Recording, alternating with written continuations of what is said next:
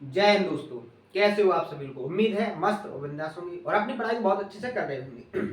अपना जो ज्योमेट्री का टॉपिक स्टार्ट हुआ था उसमें जो बेसिक कॉन्सेप्ट थे सारे कॉन्सेप्टों को मैंने कंप्लीट करवा दिया है। लास्ट के अभी तक 2 सेशन कंप्लीट हो चुके हैं जिसमें हमने ज्योमेट्री का जो बेसिक था उसको समझा। सबसे पहले तो मैंने आपको ज्योमेट्री का सिलेबस समझाया था कि ज्योमेट्री के अंदर आपको कौन कौन सी चीजें को पढ़ना है, ठीक है। कौन कौन से टॉपिक होते हैं जिनके बारे में एग्जाम में क्वेश्चन क्रिएट करता है। सारे लगभग 15 से 16 कॉन्सेप्ट जो टॉपिक्स होते हैं आपकी ज्योमेट्री के अंदर, वो सारे कॉन्सेप्ट आपको कंप्लीट तरीके से पढ़ना है और उनको अपने माइंड में इस तरीके से बैठाना है कि आप उस कॉन्सेप्ट के क्वेश्चन को देखो, उसका आंसर तुरंत दो। ये तो हो गई थी अपने सिलेबस की बात। इसके बाद जैसे ही अपन आगे बढ़े थे तो मैंने आपको बहुत सारे जो कॉन्सेप्ट होते हैं बेसिक, जो जिनसे ज्योमेट्री स्टार्ट है, तो वो सारी चीजों को मैंने आपको कंप्लीट करवाया था। उम्मीद है आप सभी लोगों ने बहुत अच्छे से प्रॉपर तरीके से नोट्स भी बनाए होंगे और सारी चीजों को कंप्लीट भी किया होगा। आज का जो अपना सेशन है वो तीसरा सेशन है।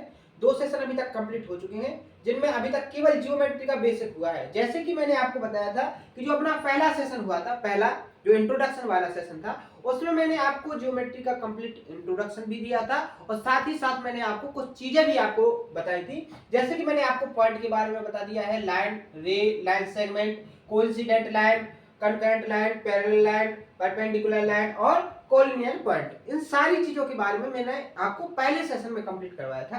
तो आप सभी लोग ऐसे जो नए व्यूअर्स हैं जिन्होंने अभी पहला सेशन नहीं देखा है, तो मेरा उनसे एक रिक्वेस्ट है कि आप पहले सेशन को जरूर देखें, उसके बाद इस सेशन को ज्वाइन करें। क्योंकि ज्योमेट्री एक ऐसा टॉपिक है कि अगर आप कोई एक भी पॉइंट को मिस करते हो तो आपके जो आगे के कॉन्सेप्ट है उनको समझने में, उनको अपने माइंड में बैठाने में थोड़ी कठिनाई महसूस होगी।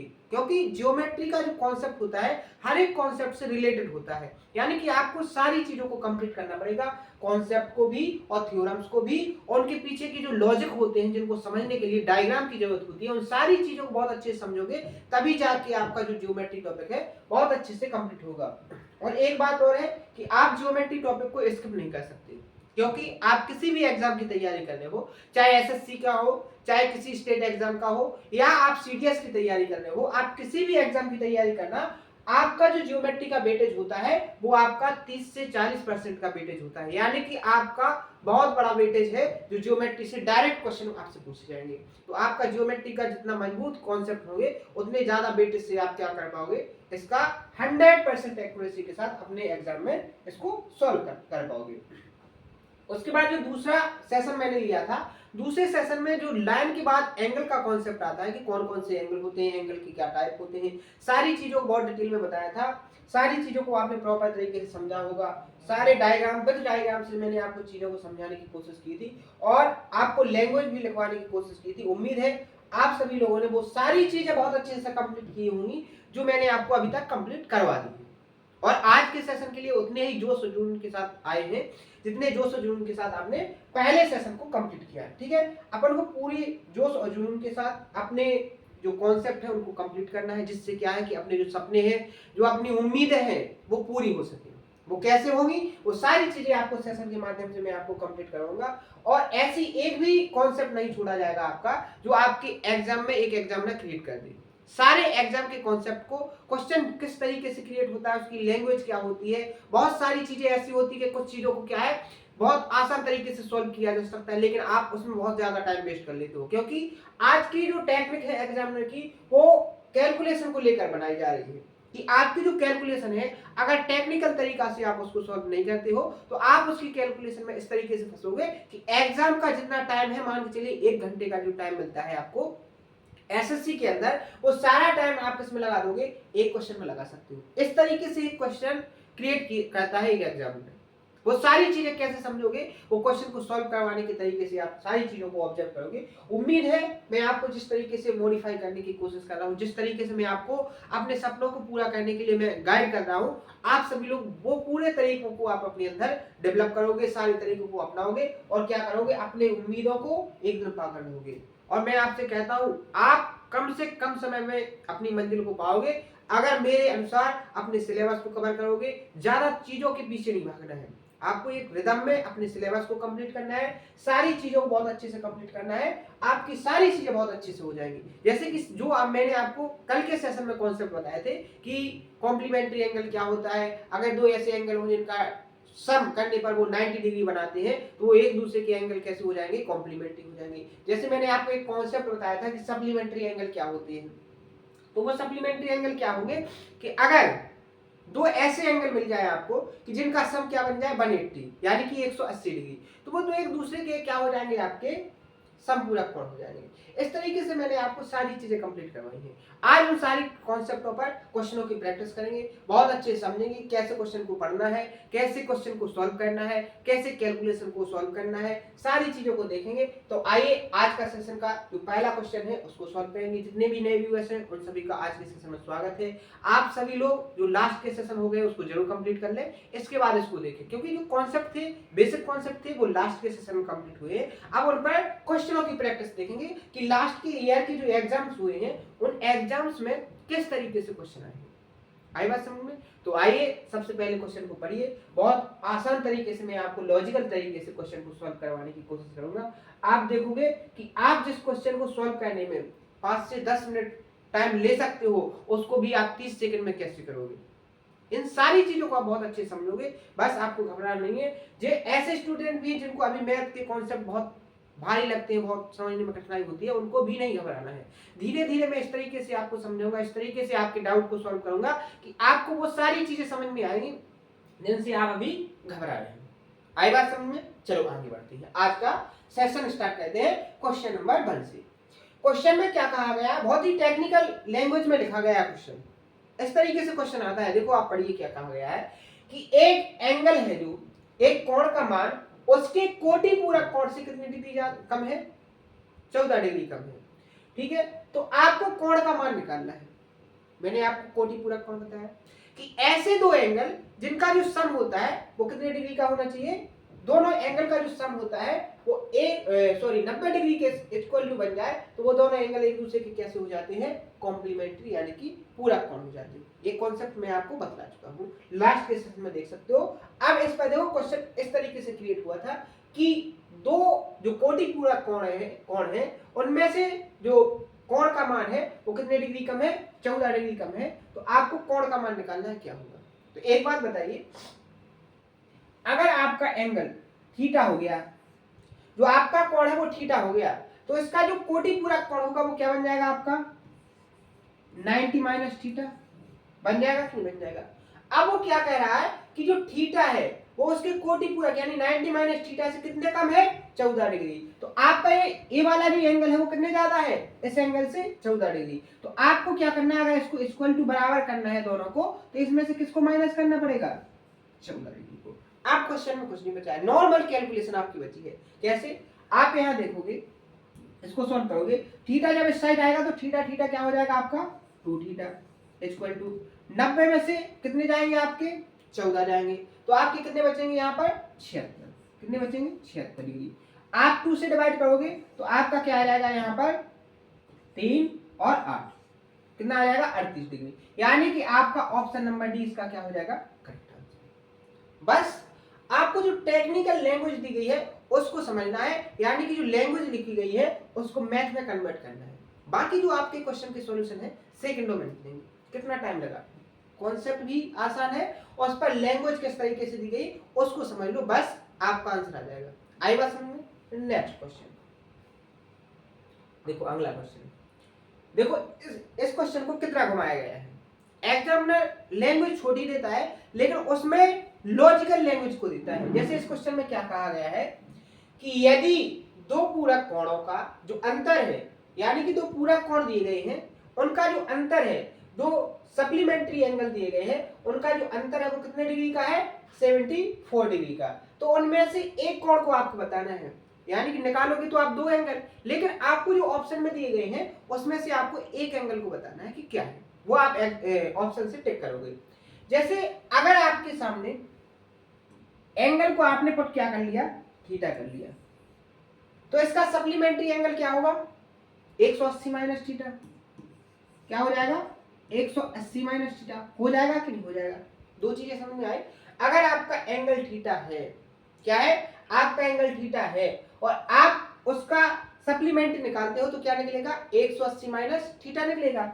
अब उसने क्या कहा है, अब उसने कहा है कि जो दो एंगल हैं वो कैसे है आपस में, सप्लीमेंट्री एंगल है। तो सप्लीमेंट्री एंगल का जो डिफरेंस है वो कितना है, 74। यानी कि आपको इन दोनों एंगल का क्या लेना है, डिफरेंस, यानी कि माइनस। तो वो कितने डिग्री के इक्वल टू आया है आपका, 74 डिग्री की। बात आई समझ में, इतनी चीज हो गई। अब आपके क्वेश्चन में कुछ नहीं बचा है, देखो कैसे। आप यहां देखोगे इस माइनस का अंदर मल्टीप्लाई होगा तो थीटा, और ये प्लस का थीटा बन जाएगा, तो क्या हो जाएगा आपका, देखो कैलकुलेशन को ऐसे आसान, ऐसा नहीं कि माइनस का मल्टीप्लाई करो एक बार फिर लिखो, ऐसे नहीं करना है आपको, ठीक है। आपको जो चीजें डायरेक्ट हो सकती है वो डायरेक्ट करने की कोशिश करना, जिससे क्या है आपका टाइम बचता है। यही टेक्निक मैं आपको समझाने की कोशिश कर रहा हूँ। तो देखो यहां से माइनस का अंदर बड़ा होगा थीटा में, क्या हो जाएगा, माइनस का प्लस थीटा, ये प्लस का थीटा, ये प्लस का थीटा 2 थीटा, ये 180 किसका हो जाएगा, माइनस का, और माइनस का जब इस साइड जाएगा तो किसका हो जाएगा, प्लस का, तो क्या हो जाएगा 74 डिग्री प्लस 180 डिग्री। आगे बात समझो। आप यहां से देखो ये 2 थीटा हो गया, ये दोनों ऐड हो जाएंगे, कितने हो जाएंगे आपके 254 डिग्री, कितने हो जाएंगे 254 डिग्री। थीटा से जब डिवाइड करोगे तो आपका थीटा इक्वल टू क्या आ जाएगा, 2 से डिवाइड करोगे तो थीटा इक्वल टू क्या आ जाएगा 1, 2 और 0, यानी कि आपकी जो थीटा की वैल्यू है वो कितनी आ गई 127 डिग्री। लेकिन आपके ऑप्शन में कहीं भी 127 डिग्री नहीं है, तो यहाँ आपको घबराना नहीं है, क्योंकि एग्जामिनर ने कह के रखा है कि आपको उनमें से एक एंगल बताना है। आपको जो सप्लीमेंट्री एंगल होते हैं वो कितने होते हैं, दो एंगल, दो एंगल का सम कितना होता है 180 डिग्री, तो उनमें से एक तो निकला है कितना 127 डिग्री। अब इसका दूसरा क्या निकलेगा, तो आपको पता होना चाहिए कि इसको 180 से माइनस करोगे तो आपका जो आंसर आ जाएगा वो क्या आ जाएगा, यहाँ देखो 180 में से 127 को माइनस करोगे तो आपका 3 बचेगा, और यहाँ क्या बच जाएगा 5, यानी कि 53 डिग्री। ऑप्शन नंबर डी आपका क्या हो जाएगा यहाँ पर करेक्ट। क्वेश्चन ने ये पूछा था, यानी कि यहाँ आपको देख के ये नहीं घबराना कि मेरा 127 आ रहा तो ये ऑप्शन में नहीं है, यानी कि अपनी टेक्निक गलत हो गई। उसने ये कहा है कि उसमें से एक एंगल को निकालना है, किसको निकालना है, एक कोण बताना है।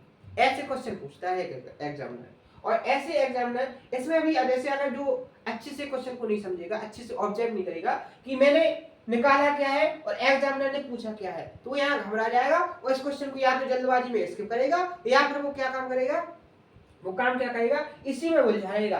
कैलकुलेशन उसकी ठीक है, आंसर भी उसका ठीक आ रहा है, लेकिन वो ये सोचेगा कि मेरा आंसर कहीं ना कहीं रॉन्ग हो गया है, और इसी में अपना टाइम वेस्ट करेगा। तो इन चीजों से आपको बचना है, और यही चीज आपको एग्जामिनर में फाइनल सिलेक्शन दिलाती है। आई बात समझ में, ठीक है। नेक्स्ट क्वेश्चन, अगला क्वेश्चन क्या कहता है कि the measures of the supplementary of an angle is 10 degree more than 4 times of original angle, यानी कि जो मेन जो मूल कोण है उससे जो उसका क्या है सप्लीमेंट्री एंगल है वो कितने डिग्री ज्यादा है, 10 डिग्री ज्यादा है, 2 टाइम्स, यानी दुगने से कितने ज्यादा है 4 टाइम्स ऑफ ओरिजिनल एंगल, 4 गुने से कितने ज्यादा है 10 डिग्री, ठीक है। तो आपको वो कॉम्प्लीमेंट्री एंगल बताना है, दैट पर्टिकुलर एंगल, यानी कि जो मेन कोण मूल कोण है उसका क्या बताना है, कॉम्प्लीमेंट्री एंगल बताना है।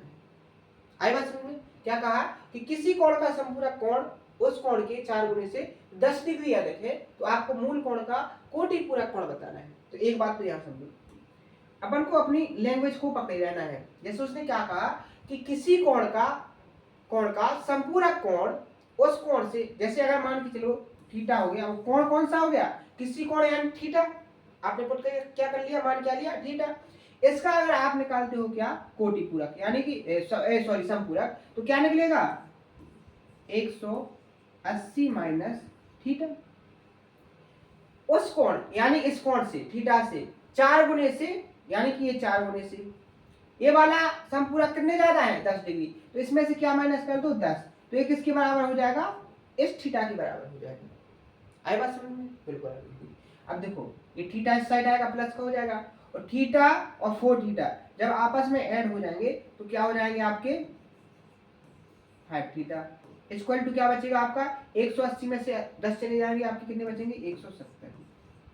आप जब थीटा की वैल्यू निकालोगे तो 5 थी 15 और 5 चौके 20, कितना आ गया 34 डिग्री। अब लेकिन आपको ये थीटा की वैल्यू नहीं बतानी है, आपको बतानी है मूल कोण। जो आपने थीटा की वैल्यू निकाली है उसका कोटि पूरक, यानी कि वो किस में से माइनस करना है आपको 90 में से। किस में से 90 में से। तो इसको 90 में से माइनस करोगे तो आपका 6, यानी यूनिट डिजिट क्या होनी चाहिए 6। देखो 26 तो बचेगा नहीं, क्योंकि 90 में से 34 को हटाओगे 26 तो वैसे नहीं बचेगा। अब यूनिट डिजिट पर 6 केवल एक ही ऑप्शन में है, ऑप्शन नंबर सी में। इस तरीके से भी आपको पूरी कैलकुलेशन करने की जरूरत नहीं पड़ेगी। आई बात समझ?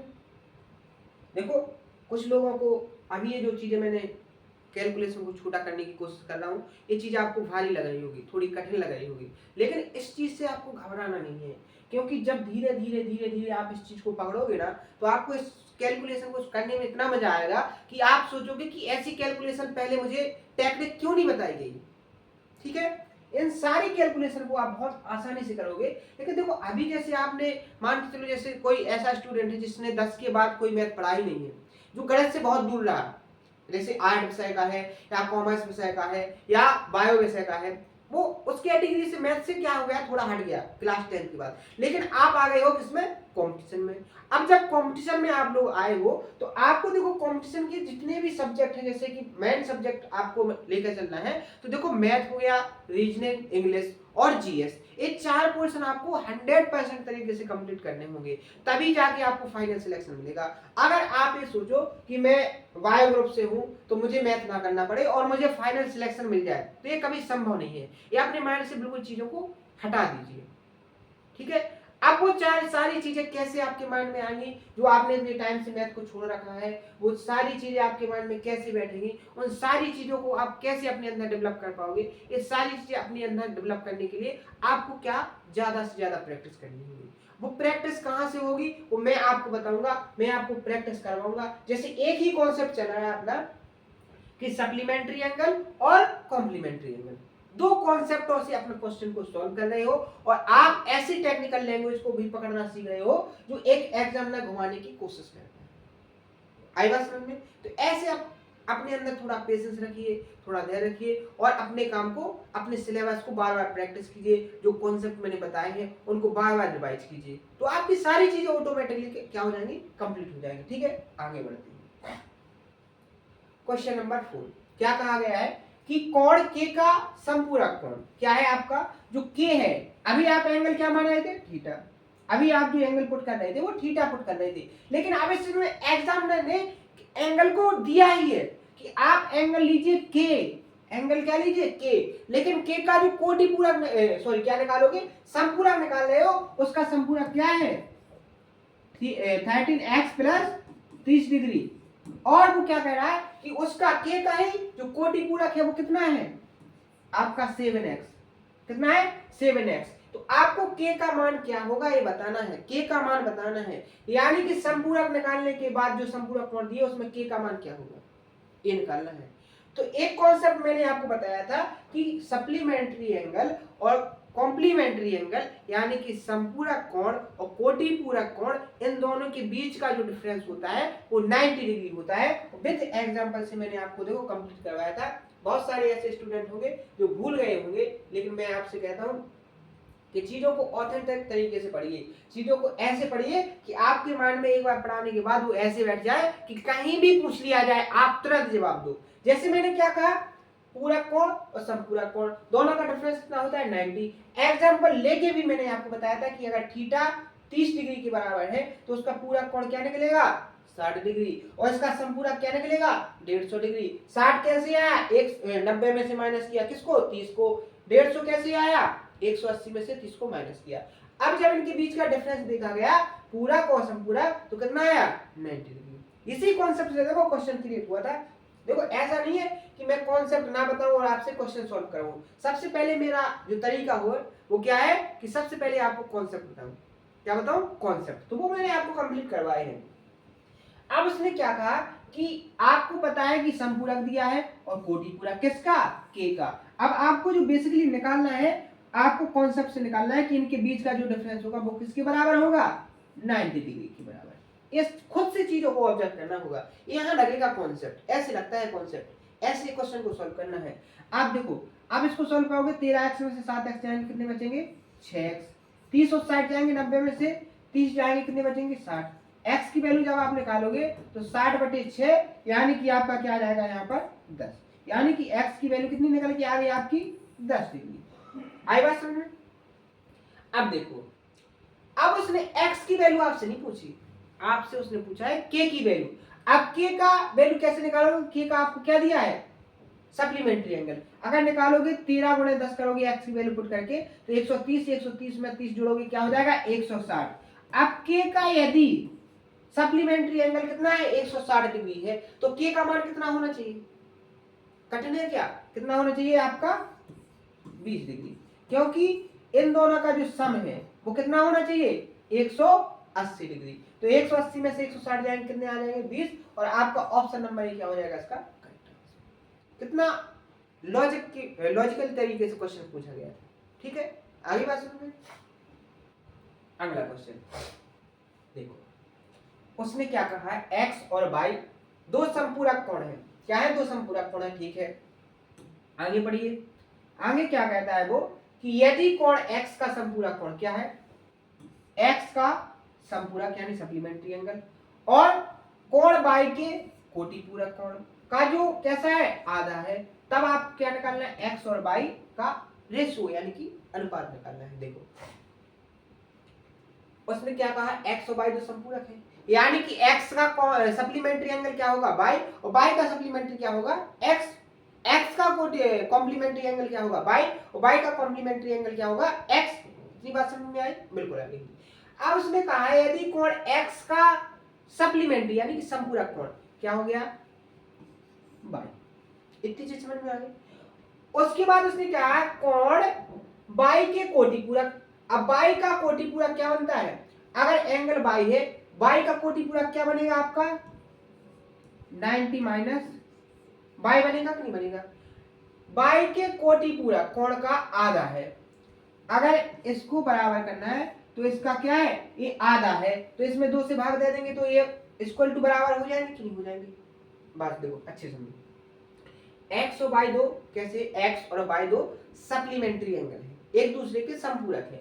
तो उसने क्या कहा x का समपूरक y हो गया, कोण y के कोटि पूरक। अगर एंगल y है तो y का कोटि पूरक एंगल क्या बनेगा 90 माइनस y, बेसिक सी बात है।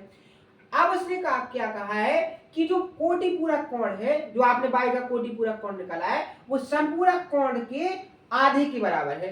अब इसको आधा तो या तो इसको दोगुना कर दो अगर बराबर करना है, या फिर इसको क्या कर दो आधा कर दो, तो आपका आंसर आएगा कि नहीं? तो बराबर हो जाएगा कि नहीं? अब इसको सॉल्व कर दो, 2 का मल्टीप्लाई यहाँ होगा 2y, ये माइनस का y साइड आएगा 2y और y कितना हो जाएगा 3y इक्वल टू कितना हो जाएगा 90 डिग्री। अब देखो जब आप y की वैल्यू निकालोगे तो y इक्वल टू जब 90 को 3 से डिवाइड करोगे तो कितना आ जाएगा 30 डिग्री। यानी कि आपका दो एंगल जो थे x और y, उसमें से y की जो वैल्यू है वो कितनी डिग्री आ गई आपकी 30 डिग्री। x की वैल्यू कैसे निकलेगी आपकी, क्योंकि ये दोनों कैसे कोण है सप्लीमेंट्री, तो 180 में से 30 को माइनस करोगे तो x की वैल्यू कितनी आ जाएगी आपकी 150, क्या आ जाएगी 150 डिग्री। अब उसने x और y, x की वैल्यू 150 हो गई, y की वैल्यू 30 हो गई, रेशियो लोगे 30 से कम 30, 30 पंचे 150, रेशियो क्या निकल के आ गया आपका 5:1। ऑप्शन नंबर सी इसका क्या हो जाएगा करेक्ट आंसर। आई बात समझ में? कॉन्सेप्ट एक, लैंग्वेज अनेक। कितने प्रकार से क्वेश्चन क्रिएट किया जा सकता है एक ही कॉन्सेप्ट पे, जैसे कॉम्प्लीमेंट्री और सप्लीमेंट्री, दो कॉन्सेप्ट से कितने तरीके की लैंग्वेज। अभी तक मैं 5 क्वेश्चन आपको प्रैक्टिस करवा चुका हूं, लेकिन अलग अलग लैंग्वेज का। कॉन्सेप्ट एक लग रहा है, लेकिन इनकी लैंग्वेज जो भाषा है, जो एग्जामिनर के लिखने का क्वेश्चन पूछने का तरीका है, वो कितने हो गए 5 तरीके से पूछ सकता है और पूछे गए हैं ये क्वेश्चन। ये जो क्वेश्चन मैं आपको प्रैक्टिस करवाऊं ये लास्ट ईयर में पूछे गए क्वेश्चन है। अभी जो जब अपनी जो लाइन और एंगल का कॉन्सेप्ट फिनिश होगा उसके बाद में आगे के क्वेश्चन ऐसे आपको प्रैक्टिस करवाऊंगा जिनमें आपका क्या होगा कि आगे किस तरीके से क्वेश्चन पूछे जा सकते हैं। यानी कि अभी जो अपना कर रहे हैं, अपनी जो रिदम बना रहे हैं, उसमें केवल ऐसे क्वेश्चन को प्रैक्टिस कर रहे हैं जो एग्जामिनर ने ऑलरेडी पूछ रखी है, कि आपको ये चीज समझ में आ जाए कि क्वेश्चन कैसे क्रिएट होते हैं। एक एग्जामिनर किस तरीके से क्वेश्चन को बनाता है। ये चीज मैं समझाने के लिए आपको क्या कर रहा हूं कि जो अभी तक क्वेश्चन पूछे गए हैं उन सारे क्वेश्चन की प्रैक्टिस करवा रहा हूं। अब आगे जब अपना ये पहला जो टॉपिक अपन ने उठाया है लाइन और एंगल, जब ये फिनिश होगा तब जाके आपको मैं क्या करूंगा पता है, ऐसे क्वेश्चन ऐसी लैंग्वेज को प्रैक्टिस कराऊंगा जिससे आपको पता चलेगा कि आगे इस तरीके से क्वेश्चन पूछा जाएगा। वो सारे क्वेश्चन मैंने आपको बहुत अच्छी सिलसिलेवार तरीके से कंप्लीट करके रखी है, वो बहुत अच्छे से प्रैक्टिस कराऊंगा। ठीक है, सारी चीजें कंप्लीट होंगी। नेक्स्ट क्वेश्चन देखो, ये भी उसी कॉन्सेप्ट से है। क्या कहा है कि कोण ए का समपूरक, किसका, कोण ए का समपूरक कोण उसके कोटि पूरक कोण के दुगने से कितना ज्यादा है, 40 डिग्री। अधिक है कोण ए के समपूरक और कोटि पूरक कोण का योगफल निकालना है। देखो बिल्कुल आसान क्वेश्चन। क्वेश्चन में क्या कहा है कि कोण ए का संपूरक कोण, कोण ए का संपूरक कोण क्या हो जाएगा 180 डिग्री माइनस ए। क्या हो गया, कोण ए का संपूरक, कोण ए का संपूरक कोण उसके कोटि पूरक कोण के, किसके, उसके कोटि पूरक कोण, कोण ए का कोटि पूरक कोण क्या होगा 90 माइनस ए। कोटि पूरक कोण के दोगुने, कोटि पूरक कोण का क्या कर दो दोगुने से, कितना डिग्री ज्यादा है 40, यानी ये कोण कितने डिग्री ज्यादा है, दोगुने से 40 डिग्री। तो इसमें क्या कर दो, देखो कोण ए का संपूरक कोण उसके कोटि पूरक कोण के दुगने से 40 डिग्री अधिक है, दुगने से 40 डिग्री अधिक है, यानी जी 40 डिग्री। तो इसमें क्या कर दो 40 डिग्री ऐड कर दो। अब ये क्या हो गया, एक दूसरे के बराबर हो गए। आई बात समझ में। अब देखो सॉल्व करो, सॉल्व करोगे आप तो देखोगे क्या 180 डिग्री माइनस ए, यहां देखो 2 से मल्टीप्लाई होगा अंदर, तो 180 डिग्री माइनस 2a प्लस 40। अब आप यहां देखो 180 इस साइड आएंगे तो एक दूसरे से कैंसिल हो जाएंगे, माइनस के 2a इधर आएंगे तो माइनस प्लस के हो जाएंगे, और माइनस प्लस 2a में से माइनस a करेंगे तो क्या आ जाएगा आपका a, और a की वैल्यू यहाँ क्या बचेगी आपकी 40 डिग्री। यानी कि आपका जो a दिया था वो कितना डिग्री दिया था 40 डिग्री। अब क्वेश्चन में पूछा क्या है कि a के संपूरक 180 में से करोगे क्या आ जाएगा आपका 140 डिग्री, और a का क्या कोटि पूरक कितना आ जाएगा आपका 50। जिन दोनों का क्या निकालना है आपको सम, क्या हो जाएगा 190 डिग्री, और आपका ऑप्शन नंबर ए क्या हो जाएगा इसका करेक्ट आंसर। आई बात समझ में, ठीक है। अगला क्वेश्चन देखो, क्वेश्चन देखते ही सॉल्व होगा, क्वेश्चन देखते ही सॉल्व होगा। कैसे कि कोणों का निम्नलिखित में से कौन सा समुच्चय त्रिभुज बनाता है। अब त्रिभुज कौन बनाएगा, जिस एंगलों का सम, जिन कोणों का सम जिन ऑप्शन में 180 हो रहा होगा वही बनाएगा, इसके अलावा तो कोई बनाएगा नहीं। अगर आप चेक करोगे 60 40 100 और 80 180, यानी कि ये तो फॉलो कर रहा है, ये तो हो सकता है। 60 50 क्या हो जाएंगे 110, 110 में से आप 80 जोड़ोगे 190, यानी ये ऑप्शन क्या हो जाएगा कैंसिल। 60 और 30 कितने हो जाएंगे 90, 90 में 70 जोड़ोगे आप कितने हो जाएंगे आपके कितने 160, यानी कि ये भी नहीं हो रहा, ये कम हो गया, ये नहीं होगा। इसके बाद अगला 60 और 70 130, 130 में से आप क्या जोड़ोगे 80 जोड़ोगे तो क्या हो जाएगा आपका 210, यानी कि ये भी नहीं होगा। तो आपका डायरेक्ट आंसर क्या हो जाएगा आपका ऑप्शन नंबर ए। इतने सिंपल भी क्वेश्चन पूछे जाते हैं, लेकिन ये क्वेश्चन प्री लेवल के क्वेश्चन है, ये प्री में पूछे गए क्वेश्चन है, मैथ्स में थोड़े अलग हटके क्वेश्चन पूछे जाते हैं। ठीक है, अगला क्वेश्चन देखो, इसके लिए एक छोटा सा कॉन्सेप्ट समझिए, वो बाद में मैं डिटेल में समझाऊंगा, लेकिन अभी समझ लीजिए। देखो अगर आपको कोई ट्रायंगल दिया जाए, मान के चलिए ए बी और सी, ए बी सी एक ट्रायंगल है, और उसमें कहा गया है कि आपकी ए बी बराबर किसकी है ए सी की। तो इसमें कॉन्सेप्ट लगता है कि अगर साइड बराबर है तो साइड के अपोजिट जो एंगल होंगे वो कैसे होंगे एक दूसरे के इक्वल टू, यानी कि इसके सामने एंगल क्या है ए बी के सामने क्या है एंगल सी, और ए सी के सामने एंगल क्या है बी, ये एंगल भी कैसे होंगे आपस में बराबर होंगे। इसका प्रूफ ट्रायंगल कॉन्सेप्ट में पढ़ेंगे, बहुत अच्छे से पढ़ाएंगे, अभी पढ़ाएंगे समझ में नहीं आएगा। जब ट्रायंगल टॉपिक को इसके बाद जो अगला टॉपिक होना है अपना ट्रायंगल, उसमें बहुत डिटेल से समझाएंगे। तो यहाँ केवल इतना समझ लो कि अगर जो साइड्स होती है, साइड अगर इक्वल हो तो उनकी आमने सामने की जो कोण बनती है वो भी कैसे होती है, बराबर होती है। इतनी चीज समझ में आ गई। इस कॉन्सेप्ट को आपको लगाना है। देखो क्वेश्चन में क्या कहा गया है कि दी गई आकृति में ट्रायंगल एबीसी में यदि थीटा की जो वैल्यू है वो 80 है, यानी जो आपका ये थीटा दिया है इसकी वैल्यू कितने दे दी उसने, 80 डिग्री। तो आपसे पूछ रहा है वो क्या कि आपको अन्य दो में से प्रत्येक कोण की माप निकालनी। अब आपका ये कोण तो 80 हो गया, ये तो फाइनल है, लेकिन आपको इस कोण और इस कोण की वैल्यू बताना है। कैसे बताओगे, कैसे बताओगे? लेकिन आपको एक चीज दिखाई दे रही है उसमें, क्या कि आपको AC और AB दोनों 3-3 दिए हैं, यानी इसका क्या मतलब है कि दो साइडें आपको बराबर दी हैं। तो इनके जो आमने सामने के कोण कोण जो C होगा वो कोण B के बराबर होगा। आई बात समझ में? यानी कि इन दोनों कोण कैसे होंगे, वैल्यू में बराबर होंगे। अब ट्रायंगल के तीनों कोणों का सम कितना होता है, 180 डिग्री। अब एक कोण अगर 80 का हो गया तो दो कोण कितने के बचेंगे आपके, 100 के। दो कोणों का जो सम होगा वो 100 होगा। अब ये दोनों कोण कैसे है, वैल्यू में बराबर, यानी कि 100 का आधा करोगे क्या आ जाएगा, 50। और आपका ऑप्शन नंबर डी क्या हो जाएगा इसका करेक्ट आंसर। कितना कठिन है, बिल्कुल आसान है। ठीक है, ऐसे भी क्वेश्चन आपके एग्जाम में आएंगे।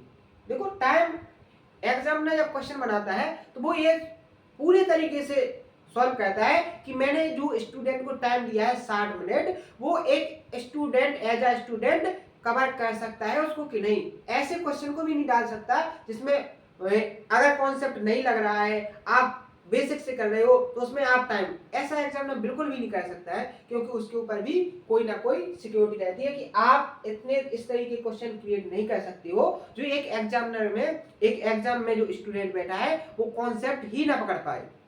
क्वेश्चन वो ऐसे ही क्रिएट करता है कि आप कॉन्सेप्ट पकड़ो, कैलकुलेशन को पकड़ो और आसानी से सॉल्व कर लो, यानी 60 मिनट के अंदर आपका क्वेश्चन पेपर सॉल्व हो जाए। ऐसे ही क्वेश्चन आपके बनाए जाते हैं।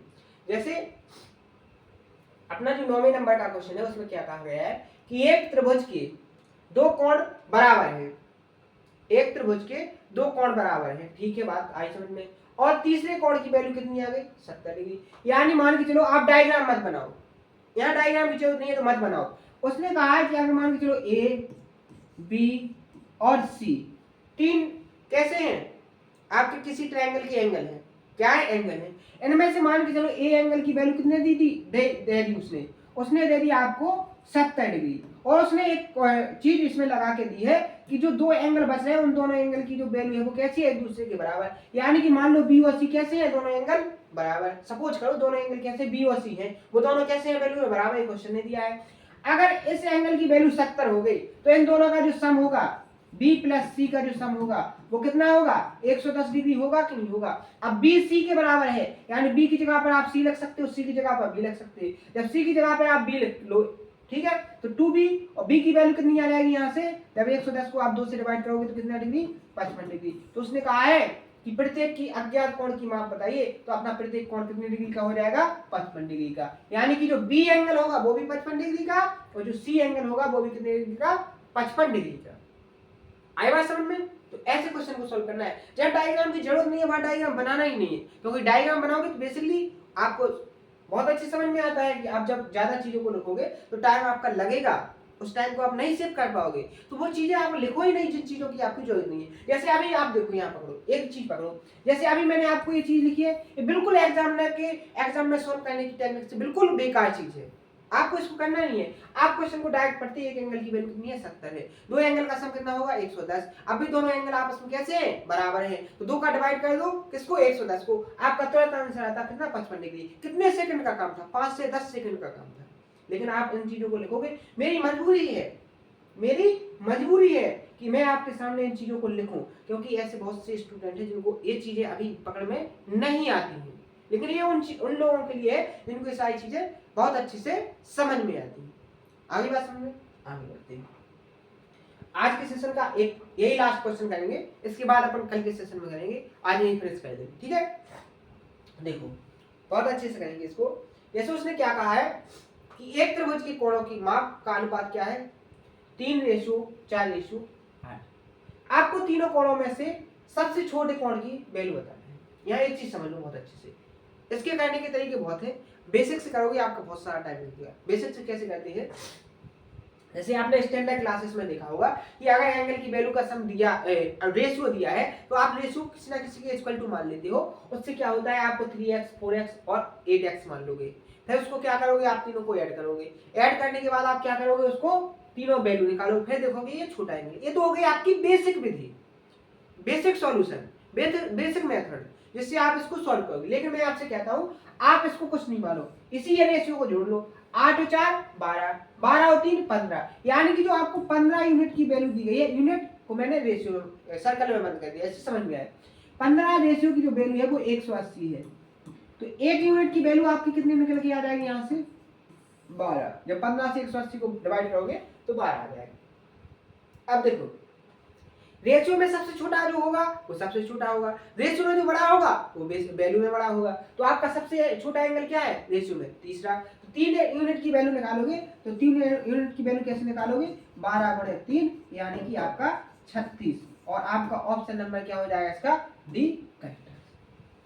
आई बात समझ में। उम्मीद है आज के जो सॉल्यूशन, आज के जो क्वेश्चन, आज की जो कॉन्सेप्ट मैंने आपको लगा के प्रैक्टिस के फॉर्म में मैंने आपको कंप्लीट करवाए बहुत अच्छे से आपको समझ में आए होंगे। और ऐसे स्टूडेंट जिनको अभी भी थोड़े बहुत डाउट है वो क्या काम करें, क्वेश्चन इस सेशन को एक बार और देखें, थोड़ा स्पीड में देखें लेकिन देखें जरूर, जिससे आपकी सारी चीजें कंप्लीट हो जाए।